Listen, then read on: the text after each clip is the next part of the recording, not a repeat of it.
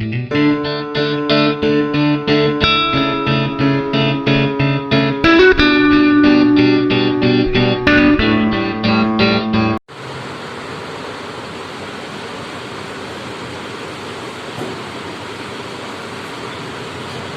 Students, Saraswati group of education તરફથી અંગ્રેજીના લેક્ચરમાં આપણે શીખી રહ્યા છીએ ગ્રામરના એવા ટોપિક્સ કે જે આપણા પેપરના સંદર્ભમાં છે તે અતિશય અગત્યના છે. તો આપણે આજે એવો જ એક નવો મુદ્દો છે તે લઈને આવેલા છીએ અને જે મુદ્દો છે તે બે રીતે ઉપયોગી છે.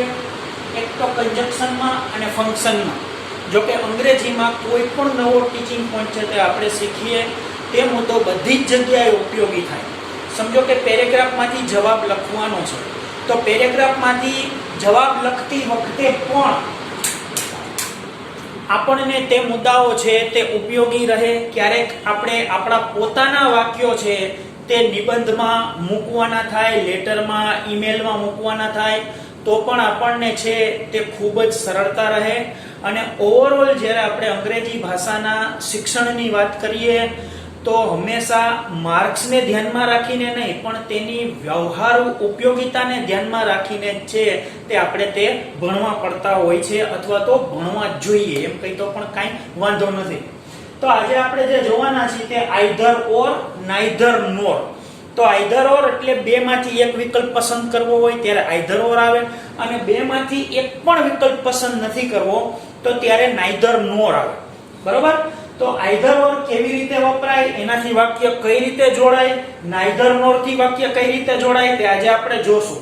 સાથોસાથ તેનું ફંક્શનમાં શું મહત્વ છે, આ વાક્ય જ્યારે આવે જેમાં આવા શબ્દો હોય આઈધર ઓર, નાઈધર નોર, ત્યારે ફંક્શન શું થાય તો જો અહીંયા લખેલું જ છે ચોઇસ, ઓલ્ટરનેટિવ અથવા તો ઓપ્શન.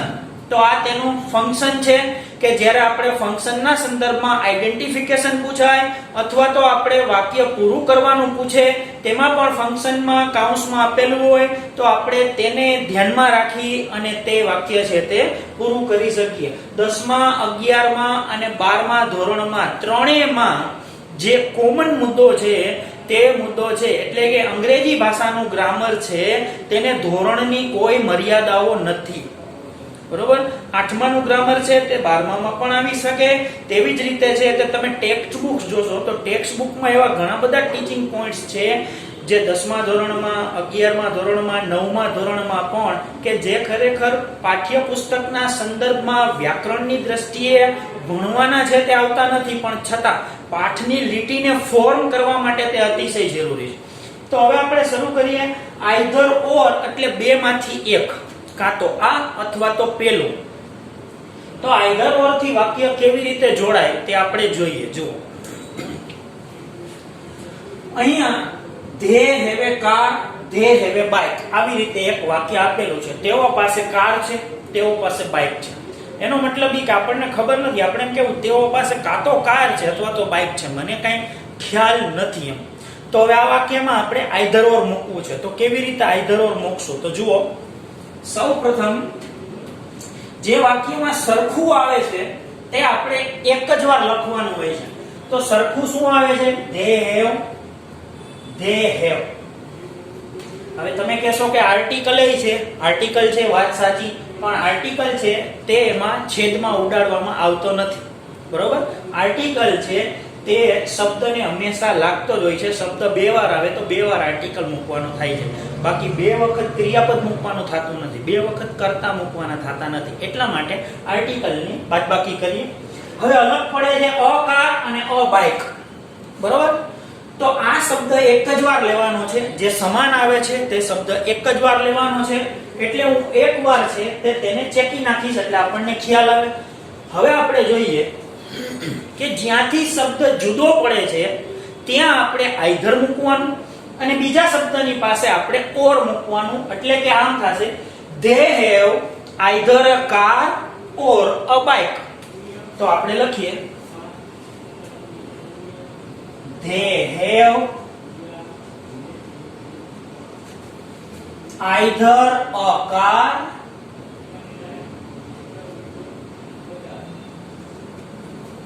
or a bike.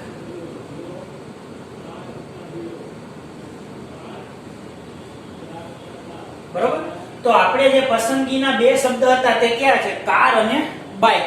તો કાર અને બાઇક એમાંથી એક છે તે દર્શાવે છે અને ત્યાં આઈધર અને ઓર લખવામાં આવેલું છે કારણ કે તે શબ્દ અલગ પડે છે. બરોબર. હજી આપણે ઉદાહરણ જોઈએ. જુઓ, Rajesh will go to Surat, he will go to Mumbai. તો રાજેશ છે તે કાં તો સુરત જશે અને રાજેશ છે તે કાં મુંબઈ જશે. તો હવે તમે જોશો કે વાક્ય કેટલું સરખું આવે છે. તો આપણે જોઈએ કે રાજેશ will go અને he will go આ બે શબ્દ સરખા છે. હવે ટુ મુંબઈ અને ટુ સુરત એમાં ટુ જે પ્રેપોઝિશન છે તે પ્રેપોઝિશન છે તે નામની સાથે રહેશે કારણ કે તે નામને આઈડેન્ટિફાય કરે છે. તો ફરી પછી તે જ વાત આવીને રહેશે. જે નામને લાગેલું પ્રેપોઝિશન છે કે by bus, by car, to Surat, to Mumbai. એવી જ રીતના આર્ટિકલ છે અ કાર, અ બસ. તો આપણે તેવા આર્ટિકલ છે તેને આપણે દૂર નથી કરતા અથવા તો જે ક્લોઝ પ્રેપોઝિશન છે તેને સમાન ગણવામાં લેવાનું નથી. તો આપણે માત્ર આટલું જ જોવાનું છે. Rajesh will go to Surat, he will go to Mumbai. જુઓ, તો અહીંયા આપણે આ એક જ વાર લેશું. જ્યાંથી અલગ પડે છે ત્યાં આઈધર ઓર. તો અહીંયા લખવાનું છે Rajesh will go either to Surat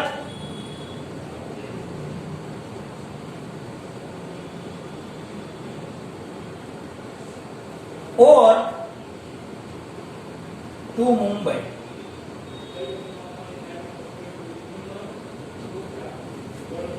ખ્યાલ આવ્યો? હવે અહીંયા ઓર નીચે લીટી કરી.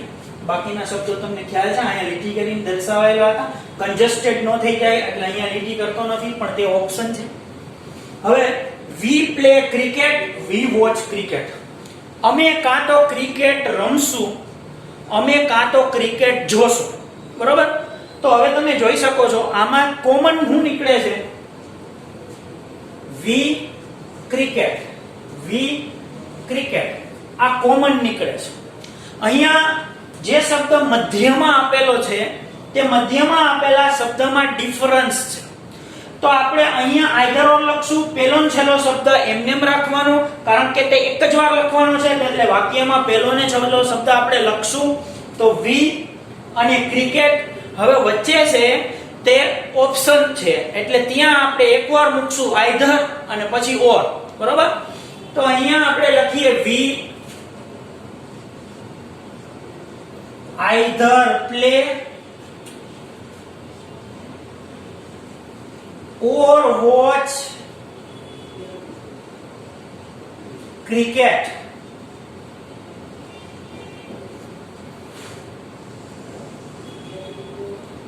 અમે કાં તો ક્રિકેટ રમશું અથવા જોશું. આ રીતના છે કે તેનું ભાષાંતર કરી શકાય. keep quiet, leave the class. શાંતિ રાખો, વર્ગની બહાર જાઓ. તો અહીંયા બંને અલગ પડે છે, કાંઈ સમાન નથી. જોવો તમે, નો સિમિલારિટીઝ found between the two sentences. તો આપણે શરૂઆત એકમાં આઈધર ને એકમાં ઓર.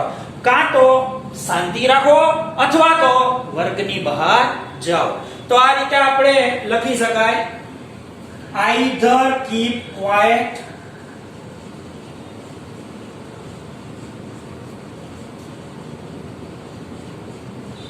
or leave the class.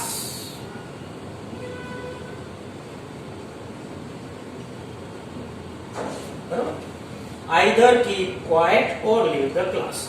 તે જ રીતે હવે છેલ્લું વાક્ય જોઈએ તો છેલ્લા વાક્ય એમ કીધું છે વિજય can help us, Ramesh can help us. વિજય આપણને મદદ કરી શકે, રમેશ આપણને મદદ કરી શકે. હવે બેમાંથી એક વૈકલ્પિક બનાવવાનું છે. કાં તો વિજય અથવા તો રમેશ આપણને આમાં મદદ કરી શકે એવી વાત આમાં છે. તો શરૂઆતનું પદ છે તે અલગ પડે છે, બાકી સેમ છે. જો can help us, can help us. તો can help us છે તે એક જ વાર લખવાનું અને જ્યાં અલગ પડે છે ત્યાં આઈધર ઓર. તો અલગ ક્યાં પડે છે? શરૂઆતના શબ્દ છે તે જોડાશે અહીંયા. તો પહેલો જ શબ્દ છે ત્યાં આપણે લખવું પડે આઈધર વિજય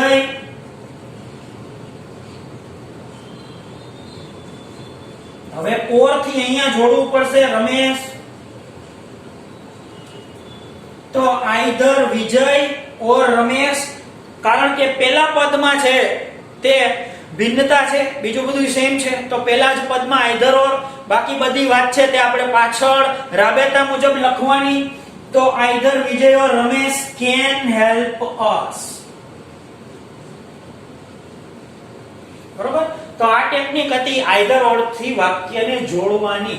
ફંક્શનમાં શું કહેવાય? Describing choice, describing alternatives, describing options. બરોબર. તો આ રીતે પણ આવે છે, ક્યારેક એકવચનમાં મૂકે છે અલ્ટરનેટિવ, ક્યારેક અલ્ટરનેટિવ્સ, પણ તેને મૂળ બંધારણને ધ્યાનમાં રાખી અહીંયા બેયના ફંક્શન છે તે આપણે એમ નેમ રાખ્યા છે આખા લેક્ચર દરમિયાન, જેથી આપણે તેને જોતા રહીએ. બરોબર. હવે જુઓ, જેમ આઈધર ઓર હોય તેમ નાઈધર નોર છે, એટલે બે માંથી એક પણ નહીં, આ પણ નહીં અને પેલું પણ નહીં. ખ્યાલ આવ્યો? તો તેમાં આપણે નાઈધર નોર આવે. હવે નાઈધર નોર છે તે પોતે નકાર દર્શાવે છે. ઇટ મીન્સ કે તે જે વાક્યમાં વપરાશે તે વાક્ય નકારનું હોવું જોઈએ. અધરવાઇઝ હકારમાંથી નકાર બનાવવાનું થાય ત્યારે પણ આવે, પણ તે ટ્રાન્સફોર્મેશન આપણા કોર્સમાં જ નથી. એટલે વાત આખી એમ છે કે નકાર વાક્ય હશે ત્યારે નાઈધર નોર આવશે. બરોબર. તો મૂળભૂત વાક્યમાં નકારમાં જો આવી રીતે હોય, she does not drink tea, she does not drink coffee, તેણી ચા પીતી નથી, તેણી કોફી પીતી નથી. તો આપણે એમ કેવું છે તેણી નથી તો ચા પીતી કે નથી તો કોફી પીતી. ખ્યાલ આવ્યો? તો જ્યાં એક જ વખત જે લખવાનું આવે છે તે મુદ્દા સમાન હશે. બરોબર. એટલે આપણે જે સિમિલારિટી છે તે ફાઉન્ડ કરીએ. જો she does not drink, she does not drink, આટલું સમાન છે એટલે એ એક જ વાર આવશે. કયું પદ છૂટું પડે છે એટલે કે અલગ પડે છે, અલગ છે તેમાં નાઈધર નોર આવશે, પણ અલગ પડે છે તે છેલ્લે છે, છેલ્લે. તો આપણે સૌથી પહેલા આ લખવાનું અને પછી નાઈધર નોર. પણ હવે એક વાતનું ખાસ ધ્યાન રાખવાનું કે આ નકાર આપણે દૂર કરવો પડશે. તો નકાર દૂર કરશું એટલે હકાર આવશે. તો એના માટે આપણે એક સરસ મજાની ટિપ્સ આપી છે કે આપણે ત્યાં હકારનું કોષ્ટક બોલવાનું. આપણે કાળ શીખડાવતા હતા ને કે I do not play, we do not play, આ નકાર. તો એનો હકાર શું થાય?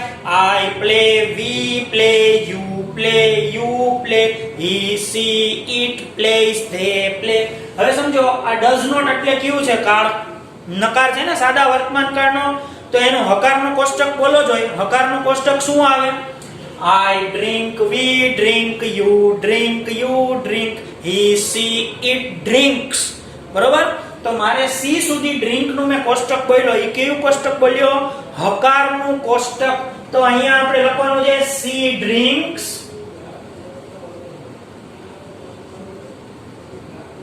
બરોબર. આ વાક્યને મેં હકાર શું કામ કર્યું? કારણ કે નાઈધર નોર પોતે નકાર જેવો અર્થ આપે છે એટલા માટે. તો she drinks neither tea nor coffee. બરોબર. તો આ રીતે ઓમ તો જે બેઝિક નિયમો છે તે આઈધર ઓર ના જ છે. માત્ર નકાર દૂર કરો એટલે તો પ્યોર આઈધર ઓર જેવું જ થાય, માત્ર શબ્દ બદલા, કારણ કે આ પણ હકાર જ હોય. બરોબર. હવે જો Mitesh did not play cricket, Ritesh did not play cricket. Mitesh પણ ક્રિકેટ રમ્યો નહીં, રીતેશ પણ ક્રિકેટ રમ્યો નહીં. ન તો મિતેશ ક્રિકેટ રમ્યો કે ન તો રીતેશ ક્રિકેટ રમ્યો. આમ વાત કરવાની આમાં વાત આવશે. તો જો હવે આપણે જે સમાન છે, સિમિલર, તે એક જ વાર આવશે, એક જ વખત આવશે. બરોબર. તો did not play cricket, did not play cricket. હવે શરૂઆતમાં છૂટું પડે છે એટલે કે મિતેશ અને રીતેશ, એટલે નાઈધર નોર છે તે પેલા પદની પછી આવે. બરોબર. તો પેલા પદના સંદર્ભમાં છે તે આપણે લખીએ છીએ. તો સૌથી પહેલા આપણે આ વાક્યને છે તે વિધાનમાં ફેરવવાનું છે. તો વિધાનમાં ફેરવતી વખતે ડીડ નોટ આવ્યું. તો ડીડ નોટ એટલે કયો કાળ થાય? ડીડ નોટ એટલે સાદો ભૂતકાળ થાય. તો આના સાદા ભૂતકાળનું કોષ્ટક આપણે બોલવું પડે. I played, we played, you played, he, she, it played, they played. તો આનું વિધાન શું થશે? Played. હવે અહીંયા પહેલેથી જ છૂટું પડે છે એટલે આપણે લખવાનું છે neither મિતેશ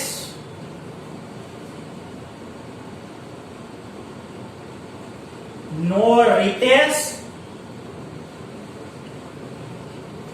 અને played cricket.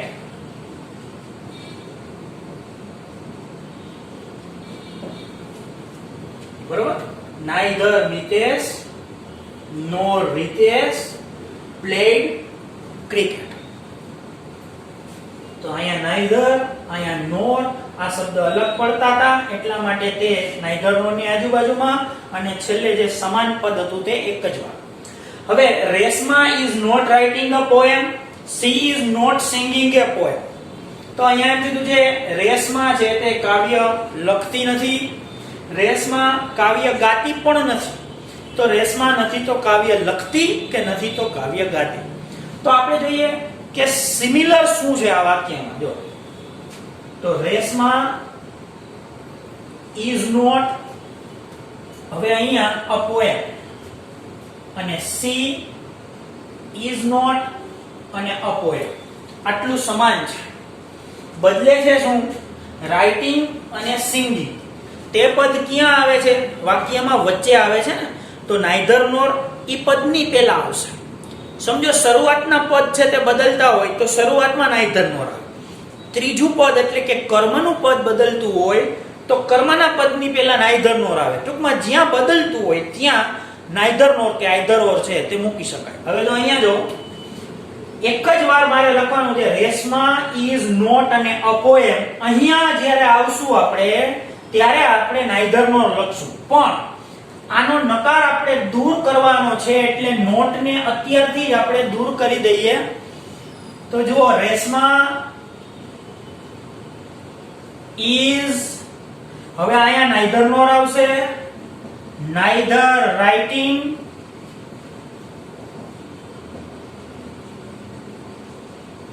nor singing a poem.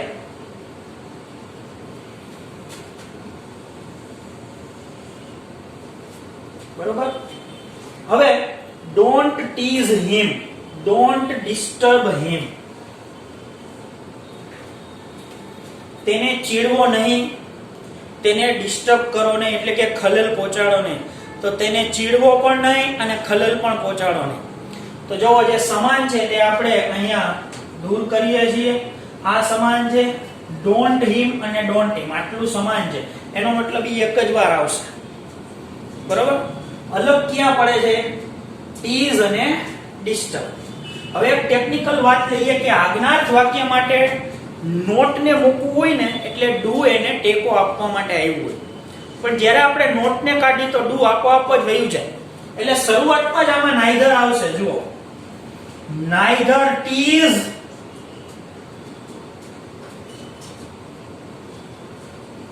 nor disturb him.